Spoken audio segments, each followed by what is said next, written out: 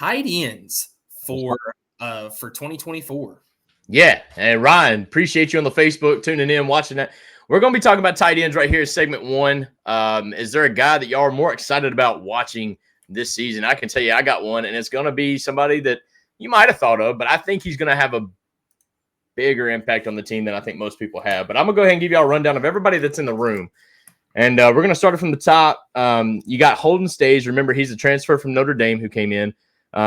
You've got Ethan Davis, the redshirt freshman, who kind of got banged up a little bit last year. Miles Kitzelman, who was the transfer from Alabama. He's a 6'5", 253-pounder. And then you got, I think the last scholarship player you got at tight end is Emmanuel Okoye. Now, this is the Nigerian who came over and didn't really play much football at all. I think he had only like a year or two under his belt, but he's a big guy, wanted to learn the game, and he's very athletic. So this coaching staff took him in, trying to coach him up. But then after that, you got some walk-ons, some veteran walk-ons like Charlie Browder.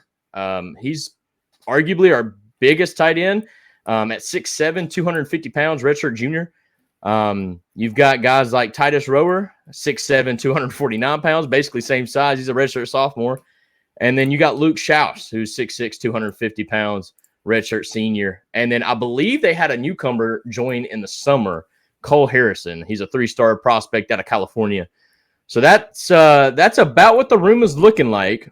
But we're going to kind of take a deeper dive into who we think is going to be a little bit more of who we can expect on any given Saturday. So I'm going to turn this over to Michael. Michael, who do you expect to see first and foremost, I guess, out of this tight end group, and who are you expecting the most out of? And we have Misty just joining in the chat. Hey, Misty, thank you so much. Mom, tuning in. We appreciate you, fam. Talking about tight ends here in segment 1.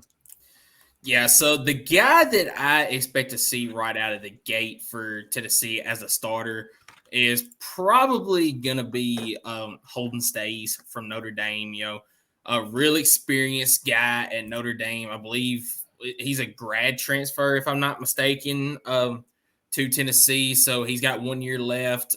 Like I said, a lot of experience at Notre Dame. I don't know if he got used the way that he thought he probably should at Notre Dame. But anyway, it was a big pickup out of the portal for Josh Heupel and the guys. I do expect Ethan Davis to probably be that other guy that kind of gets rotated in with him because, you know, in Heupel's offense, tight end is a big it is an important group.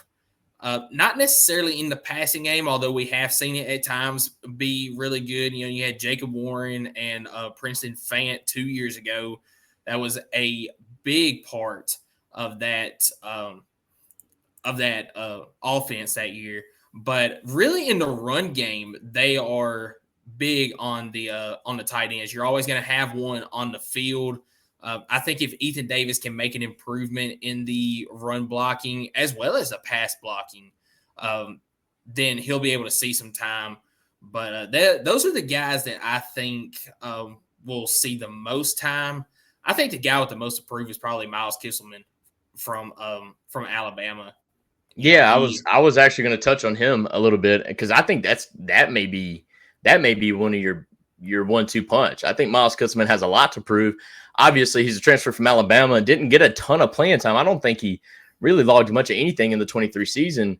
He's got no stats from the 23 season. At 22, he's got 2 receptions for very minimal yards. Yeah, he was used for mainly as a rush blocker, but I'll say this. I've heard a lot of great things in the spring and summer going into fall camp here in a couple of weeks. And sounds like he's kind of taking on that leadership role that you want in a tight end room. And I'm intrigued because they said he's very athletic for his size. And I do personally believe the tight end is going to get used a lot more this season than I think we've seen as far as in the passing game this season than we've seen in quite some time. I do think it's going to be kind of reminiscent of that 22 season where it kind of felt like Princeton Fant was one of the wide receivers. I mean, as many targets that he got. So Miles Kitzelman, like I said, kind of somebody you didn't really hear about up until this year. He transfers in from Alabama.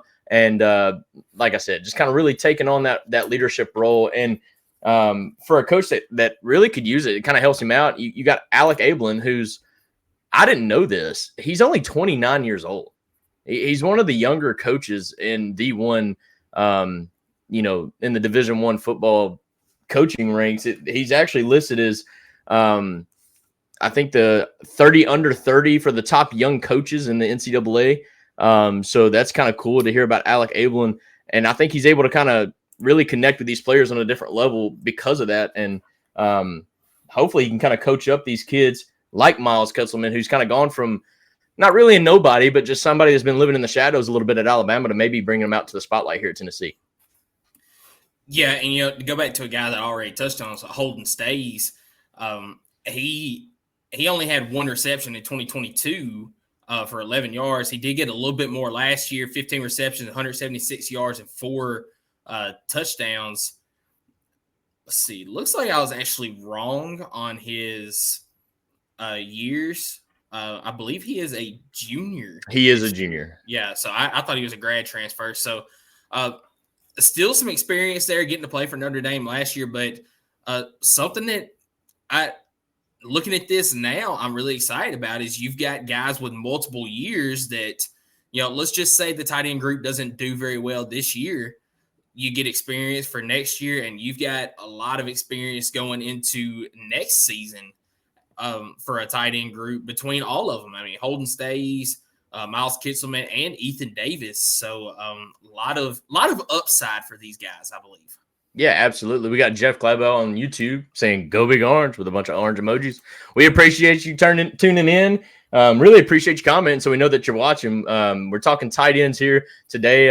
Talking about, I think basically we've kind of touched on the top 3 that you're probably going to see most of the season as long as they stay healthy, and that is Miles Kitselman, Holden Stays, Ethan Davis. Those are the 3 big names. Ethan Davis obviously kind of dealing with some of those injuries from his freshman year, but hopefully completely healthy this year going into this year. Holden Stays, a guy from Notre Dame who I think is going to be a very big threat in the passing game.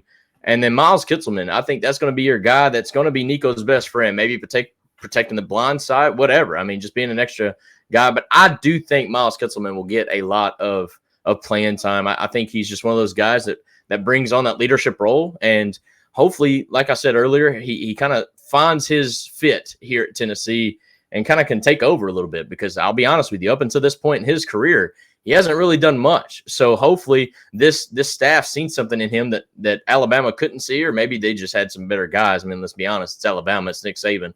But who knows? But let's talk about some guys behind him. We talked about Emmanuel Okoye, the Nigerian.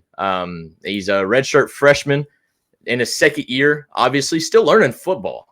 This kid is 6'5", 240 pounds. Definitely got the size, definitely has the athleticism. Jesus Christ, I lost my wording there. But just one of those guys that still doesn't necessarily have the IQ, I don't think, to play the position yet at a high level, especially when we're talking SEC caliber. But definitely not a bad guy to have, in the depth, especially for a depth piece at least. But I would love to see him at least get on the field this year. I don't know if it's against, UTEP or, early in the season is some garbage time. I don't know, but I think it would be nice to kind of see him get some minutes, log some plays, even if it's just pass or rushing plays that he, just make sure he's getting his assignments in place. But definitely looking forward to seeing that kid maybe take a step forward for his sophomore year. Yeah, I'd love to see him in a game just to see that athleticism that he's got. I don't project him to be a guy that's going to be playing meaningful minutes any this year, but I'd love to see him against a UT Chat, see him against a UTEP in the middle of the season, and maybe towards the end of the season get him in against a team like Vanderbilt, something like that, just to see what he can do against a Power 5 opponent. But yeah, he's coming from the NFL Academy. There's a lot to love about him, but you mentioned it's just inexperience so far playing American football that is his biggest knock right now. But a lot of upside for this kid as well. Yeah, 100%. It's a room that I feel like the coaching staff did a great job, getting that. I mean, because it was 100% a position of need going into the offseason. You had Ethan Davis as pretty much your. Now, I'm not going to say your only returner because you had a very experienced walk-on in Charlie Browder.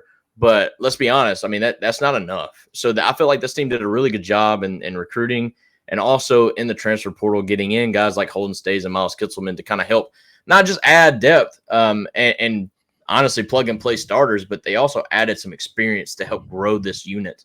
I do think this is going to be a very important position for Nico and his development. These are going to be his best friends when it comes to the passing game. If his number 1 and number 2 ain't there when he's reading the field, his tight end is going to be that guy to get you that 3rd and 4th or 3rd and 4 or 3rd and 5, whatever it may be. I mean, think about how we used Jacob Warren even last year.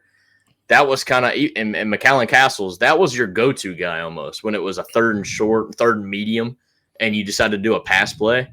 I mean, yeah, they may not have been blowing up the scoreboard and touchdowns, but 100% a big get as far as those guaranteed 3 or 4 yards that can make those contested catches because they're so big and so strong and can box out those smaller guys, whether it's a linebacker or a strong safety that's got to cover them. You kind of looking for those mismatches, right, between the defense. If you can get that matchup that you want, who knows? It could be a big play. So, no, the tight end group here, not a deep tight end group by any means, not like we were talking about with defensive backs, even though that's a younger group. But I do think they did a great job getting the guys that they needed to kind of fill in the role and keep recruiting well to kind of build up this room.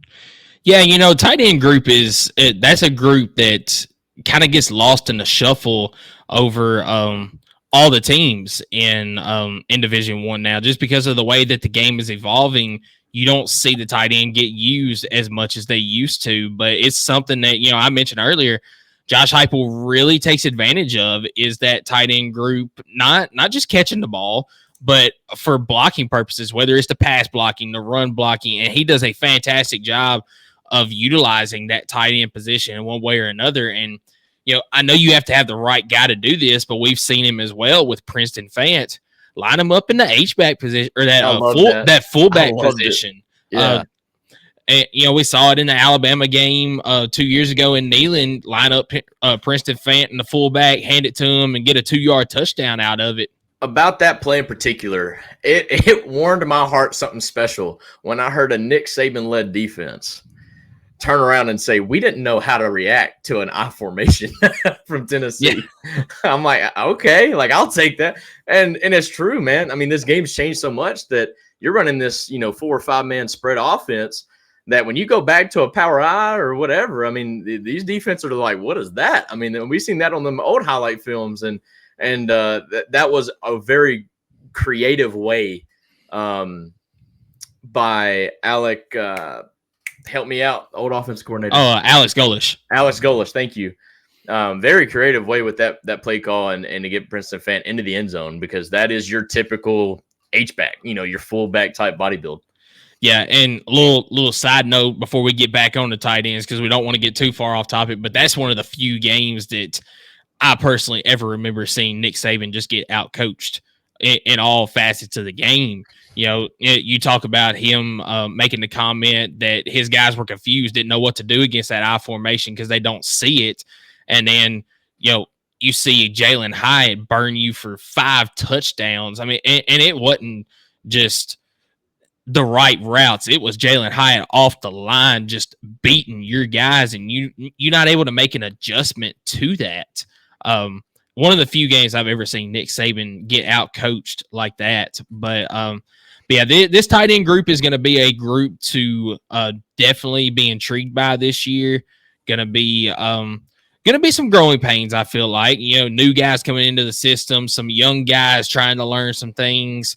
But I think it's a group that's going to be successful this year. Yeah, we'll see early on if this group is going to be heavily utilized in the passing game or if it's going to be kind of the opposite and maybe we actually have, 5 wide receivers on the field or 4 wide receivers with a running back. We'll determine that pretty quickly into the season. Hopefully have that figured out before before Oklahoma, taking that road trip out there to Oklahoma, because that's going to be the biggest test, right?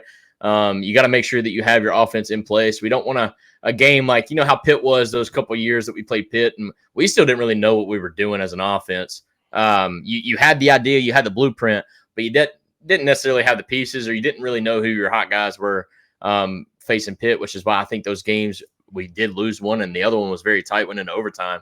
But it's hard to think that we went into overtime with a team like Pitt and then turn around and beat a team like Alabama in the same year. But it's because you still don't know how that stuff's going to work out in the first month of ball. So tight end groups, definitely one you're going to want to watch on the offensive side of the ball in the first couple of weeks, try to fit in or find out where these guys are going to fit in their roles. And if it's a Miles Kitzelman's a run blocker only, or if it's a Holden Stays is kind of your best utility guy, your Ethan Davis is going to be your more pass catcher type guy. I mean, we're going to find that out, hopefully find it out soon. And I'm really excited about this group. Like I said, I think it's going to be Nico's, I guess, more stabilized, option on the offense as far as, your guarantee. And I just hope that it lives up to that, and really excited about the relationship moving forward between Nico and his tight ends. So. Yeah, absolutely. So before we move ahead, who is the guy that you're most excited about? You mentioned the guy that you felt like had the most to prove. Who's the guy that you are most excited about? I'm going to take the easy option. I think it's Ethan Davis, and I think it's because he got here at the same time Nico did, and I want to see their relationship take off. I want to see I've seen it in flashes. The very first orange and white game I went to was last year, not this year, because this year they only allowed like 5,000 or 10,000 people. Yeah. But last year I seen Nico roll out to his right and throw it on a dime on the sideline. Everybody's seen it. And Ethan Davis made a sick catch. I mean, he was covered, still got a foot in bounds. It was like that flash of a moment. I'm like, oh, this is going to be nice. This is going to be really nice. And then he got hurt, and we never got to see anything like that progress. And then obviously, like in the bowl game, you didn't get to see them get to, play together. But this year, I hope it's a little different. I hope Ethan Davis is fighting for some playing time, because I think he will have to. I think he'll have to battle Holden Stays and Miles Kitzelman. But, at the end of the day, I would love to see Ethan Davis kind of take off and be the leader, because not only could he do that this year, he's your guy to do it next year and possibly even the next year. And that's what I want to see.